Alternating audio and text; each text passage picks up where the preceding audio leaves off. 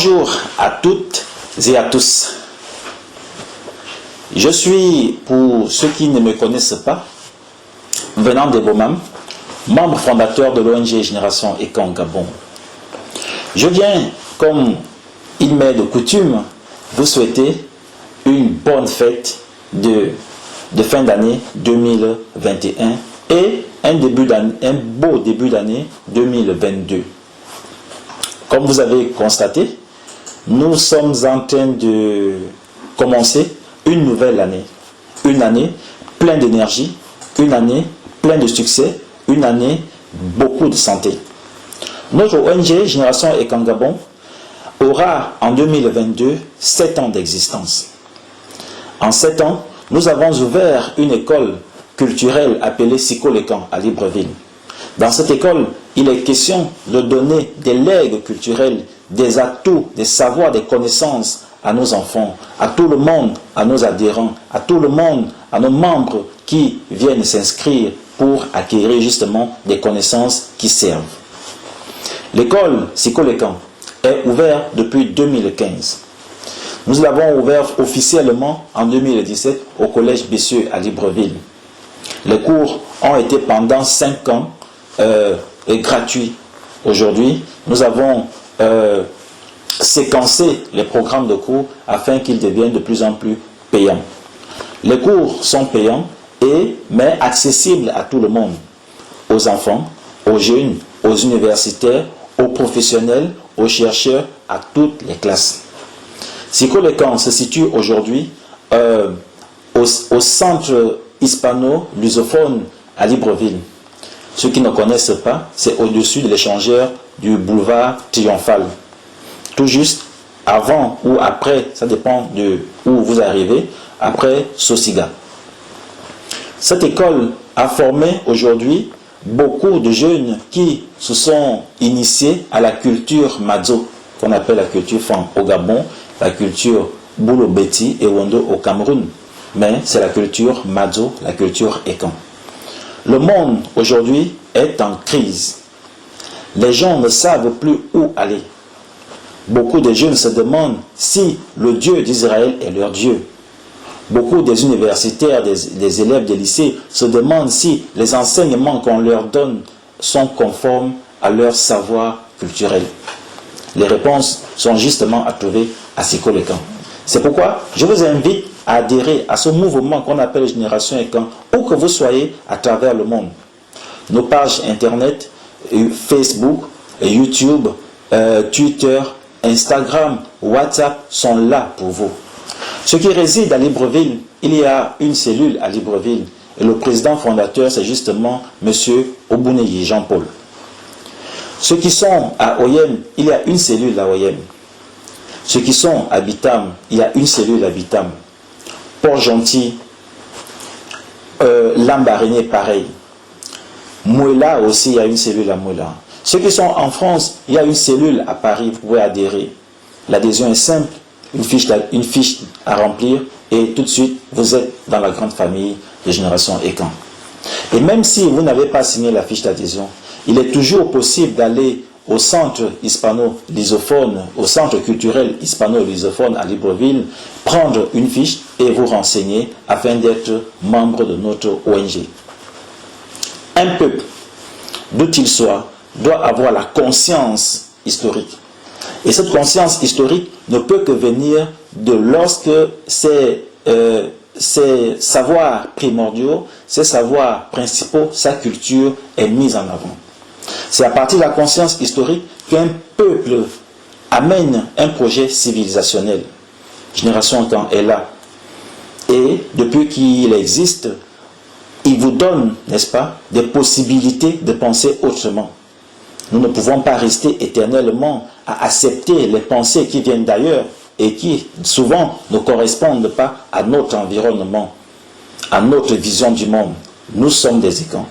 Et nous devons, n'est-ce pas, montrer aux gens que nous sommes effectivement les descendants des immortels d'Ngonzo Mamba. Oui, nous sommes des Ekans. Et nous devons donner à la postérité l'envie d'être et de vivre en Ekan. L'immortalité que nous avions acquérie avec Akomamba, cette immortalité qui nous est utile, qui nous est venue du ciel, de la terre et de nous-mêmes, ne doit pas être abandonnée sous prétexte que nous vivons dans la mondialisation. Une mondialisation, parlons-en, qui n'est qu'une occidentalisation du monde. Sommes-nous des Occidentaux? Sommes-nous des Sémitiques? Non, monsieur. Nous sommes des Africains. Nous sommes des Ekans. Nous sommes le peuple immortel. Nous sommes les descendants d'Ingonzo Mobomba. Voilà pourquoi, à marge de nos travaux à Siko-le-Camp, nous avons également écrit ou rédigé des ouvrages. Notre premier ouvrage est justement celui-là qui pose, n'est-ce pas, nos objectifs culturels à court, moyen et long terme. Il a été publié aux éditions Eddy Livre en 2019. C'est Génération et Kangabon, Peuple, Société, Culture des fonds anciens. Le deuxième ouvrage, c'est Introduction au mystère, spiritualité négro-africaine. C'est notre ouvrage qui traite de la spiritualité. On ne peut pas vivre sans prier. On ne peut pas louer les égrégores. On ne peut pas louer des anges. On ne peut pas louer des esprits qui nous sont imposés et qui viennent d'ailleurs. Nos ancêtres se plaignent. Ils se sentent oubliés. Ils se sentent laissés. Parce qu'aujourd'hui, nous n'arrivons pas à dire leur nom dans nos prières multiples. C'est pourquoi nous avons écrit cet ouvrage qui d'ailleurs je vous invite à consulter. Cet ouvrage invite l'être extérieur qui est le corps charnel que vous portez à visiter son frère qui est intérieur à lui. Une fois que les deux entités se rencontrent, il se crée un choc, il se pose un combat. Et c'est là, c'est sur cet acte de combat qu'est né ce qu'on appelle l'immortalité. C'est l'explosion de la Kingos Eyo. Voilà le livre. Le troisième livre que nous avons écrit dans nos travaux, c'est le Songor, un jeu de stratégie du peuple Ekan. Pour montrer au monde que faire les mathématiques ou encore calculer, c'est entasser les cailloux. Et les cailloux qu'on entasse, ce n'est pas dans la neige qu'on les entasse. Les gens vous disent c'est eux qui ont créé les mathématiques. C'est bien vrai s'ils ont créé les mathématiques qui nous montrent les preuves. Si on parle de calcul, le calcul vient d'entasser les cailloux. Et le premier peuple au monde qui a entassé les cailloux et bâtir des gigantesques monuments qui aujourd'hui restent inégalés, c'est le peuple africain. Si c'est le peuple africain qui a entassé les cailloux, d'une manière logique et rationnelle, c'est que c'est d'ailleurs ce peuple qui a créé les mathématiques. Et ce peuple ne nous est pas étranger, c'est nous les Africains. C'est nous qui avions entassé les cailloux. Et ce sont ces cailloux que nous comptons dans le Songor Ezan. Oui, les jeux de Semaï sont des jeux africains. Le Songor, le Wale, le Nam-Nam, la Java, tous sont des jeux de nos ancêtres. À travers ces jeux, on peut comprendre que nos ancêtres, d'une manière lyrique et informe, faisaient déjà les mathématiques. C'est ça l'enjeu du Songor, un jeu de stratégie du peuple Ekan, qui d'ailleurs je vous invite à acheter ou commander en ligne sur Amazon ou sur Atramenta. Nous ne sommes pas arrêtés là. En 2022, nous allons rendre hommage à nos deux grands maîtres. Le premier, c'est celui qui nous a encadrés dans la valorisation de la médecine traditionnelle. Il s'appelle Simon-Pierre Mbondon. C'est lui qui nous a inscrits au CEGARES, au Centre gabonais de recherche en éthique et santé. Le CEGARES, la particularité du CEGARES, c'est qu'il cherche la fusion des deux médecines, la médecine moderniste et la médecine traditionnelle. La fusion des deux mettra sur pied une médecine qu'on appelle la médecine interculturelle. C'est celle-là qu'il nous faut. C'est celle-là qui viendra déconstruire le système hospitalo-centrique qui freine notre système de soins de santé. Qu'est-ce que le système hospitalo-centrique? D'après nous, c'est un système qui pose ou bien qui amène les grandes possibilités au niveau le plus haut de la hiérarchie, en oubliant la base. La base, c'est le peuple. C'est pourquoi, dans ce système hospitalo-centrique, le patient est vu comme un client en entreprise. On lui fait payer des factures, on lui fait payer des examens, au finish, on lui fait dépenser sans pourtant résoudre son problème. Si le problème était résolu, il ne partirait pas chez le pasteur, il ne partira pas chez le tradithérapeute. Il devait recouvrer sa santé physique et spirituelle. Or, généralement, ce n'est pas le cas. La médecine traditionnelle est une médecine holistique. C'est cette médecine qui soigne à la fois le corps malade ou le corps souffrant et l'esprit qui est atteint. N'oubliez pas que la maladie est une manifestation de la mauvaise santé de l'esprit. C'est pourquoi, au centre du Stégariste, nous visons justement à mettre sur pied une médecine interculturelle qui est la fusion des dieux et qui pourra sauver le monde et devenir une médecine universelle. La médecine moderne actuelle n'est pas universelle. Vous voyez l'apanage qu'elle a fait avec la pandémie du coronavirus. Bref, on n'en parle pas. Beaucoup ont prédit des hécatombes pour l'Afrique. Ils ont prédit des morts partout dans les rues. Mais 2 ans après, où en sommes-nous? L'Afrique représente aujourd'hui le taux de mortalité et le taux d'infection dû à la Covid-19 la plus faible. C'est pourquoi, dans ce livre qui va apparaître en 2022, nous mettons en place les méthodologies issues des discussions avec les universitaires, les médecins, les tradithérapeutes, les spécialistes de santé, ainsi que le monde culturel, afin d'établir une connexion avec la médecine moderne. Qu'on ne refuse pas, au contraire, l'association des 2 médecines posera la problématique de dire au monde que d'autres peuples peuvent penser à la place de l'Occident et que nous ne sommes pas là pour avaler définitivement les méthodes qui sont fondues ailleurs. Loin de là, le livre va apparaître. Ce sera notre 4e livre. Notre 5e livre, enfin, ce sera un hommage solennel que nous allons rendre à Tira Etundum. Tira Etundum est un universitaire. Il est maître d'Isiomvet également. C'est lui qui nous a appris le message Nvet. Qu'est-ce que le message Nvet? Le message Nvet, c'est ce message qui est clair. L'homme extérieur cherche l'homme intérieur qui est à lui. La rencontre des 2 fait naître ce qu'on appelle l'immortalité. Et le Nvet est justement cet ensemble de paroles que les anciens avaient emballées dans l'instrument qu'on appelle Oyon, pour que le monde sache qu'il a existé une civilisation de fer et non une civilisation d'argile. Oui, ce n'est pas un mythe parce que chacun de nous porte justement les gènes de ces gens d'Ngon qui coulent en nous. C'est l'ensemble de ces gènes menés par Oyono Adangon qui ont fait en sorte que nous partons de l'est de l'Afrique au soleil levant pour le soleil couchant, où nous en sommes aujourd'hui. Nous sommes chez nous. Ici, c'est chez nous.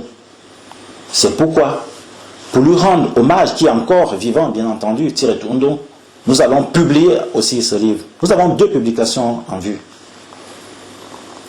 Nous avons lancé des séries d'abats, des causeries, au cocotier, partout dans les quartiers de Libreville, afin de montrer au monde que la culture est d'abord ce qui est propre à chaque peuple.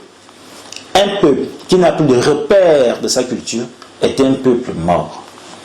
Oui, nous devons promouvoir nos cultures. Nous devons promouvoir nos connaissances. Nous devons donner la possibilité aux jeunes de penser. Oui, donnons-leur envie de vivre. Donnons-leur envie de parler nos langues. La langue, c'est ce qui nous est propre. La langue, c'est ce qui nous donne l'envie de penser. La langue, c'est ce qui définit enfin que nous sommes des humains. Une fois que nous avons parlé notre langue, nous ne pensons plus. Et si nous estimons que nous ne pensons plus dans nos us et coutumes. Nous pensons dans la pensée de l'autre. Nous ne voulons plus ça. Nous sommes au 21e siècle et tout doit cesser. Voilà, génération étant.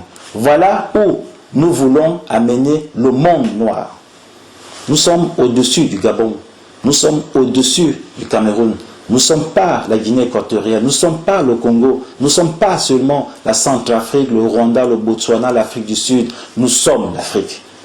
L'Afrique doit s'unir. Président Kwame Nkrumah, il a dit « Africa must unite ». L'Afrique doit s'unir. Et une fois que l'Afrique sera une, nous créerons ce qu'on appelle les États-Unis de l'Afrique. C'est notre enjeu, c'est notre ambition et nous devons arriver et nous allons arriver. Ce n'est pas la pandémie qui viendra nous cesser de penser. Nous recevons des pandémies chaque année ici en Afrique, mais nous sommes toujours debout. Le peuple africain est toujours debout. Le sida, l'Ebola, la malaria, le paludisme sont passés par là.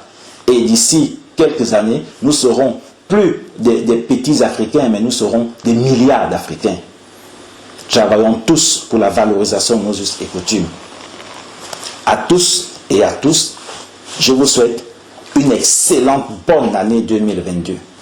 Voilà qui est vrai. Le Dieu de nos ancêtres continuera à veiller sur nous. À nous revoir. Moi, c'est Venant Deboumam. J'ai créé l'ONG Génération et quand je n'étais pas seul. J'étais avec mes frères Axel Ngangema aujourd'hui qui se trouve au niveau de la Côte d'Ivoire où il poursuit ses études liturgiques. La finalité de sa formation, c'est de mettre au sein de l'Église catholique la méthode qu'on appelle l'inculturation. Qu'est-ce que l'inculturation? L'inculturation, c'est cette manière de dire l'évangile du Christ dans la pensée et la tradition du peuple qu'on évangélise. C'est pourquoi sa mission est noble. Il ne doit pas être un perroquet, un répétiteur.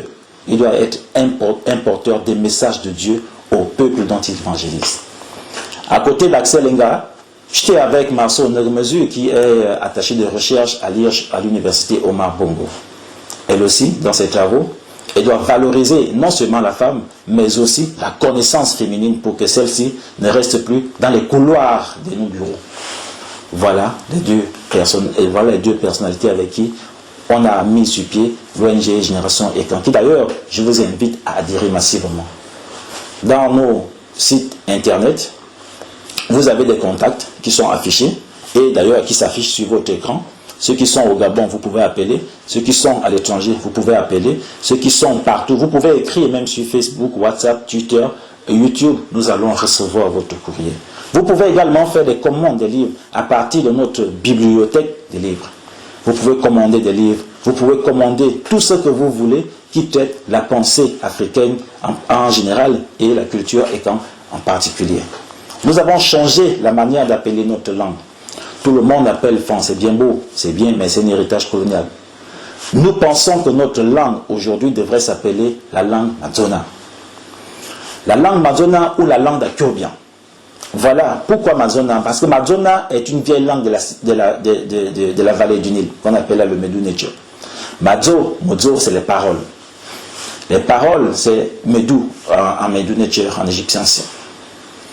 Les paroles saintes, les paroles sacrées, ça veut tout simplement dire les paroles des anciens. Na. C'est pourquoi nous devons aimer cette langue, que nous enseignons d'ailleurs à Sikolekan. Tout le monde doit parler sa langue. Tout le monde où il soit. La diversité linguistique est une richesse pour notre Afrique. Nous ne devons pas laisser mourir aucune langue. Nous devons la promouvoir pour que l'Afrique redevienne cette première États-Unis du monde. Je vous aime tous. À toutes et à tous, revoyons-nous en 2022 pour de nouvelles ambitions. Merci beaucoup. Akiba. Je parlerai enfant, allemand auditeur fond. Je parlerai en langue Ekan. Je parlerai en Mazo. Je parlerai en langue Akyobian à mes auditeurs de la langue Akyobian. Je vous remercie. Akiba. Je suis parti.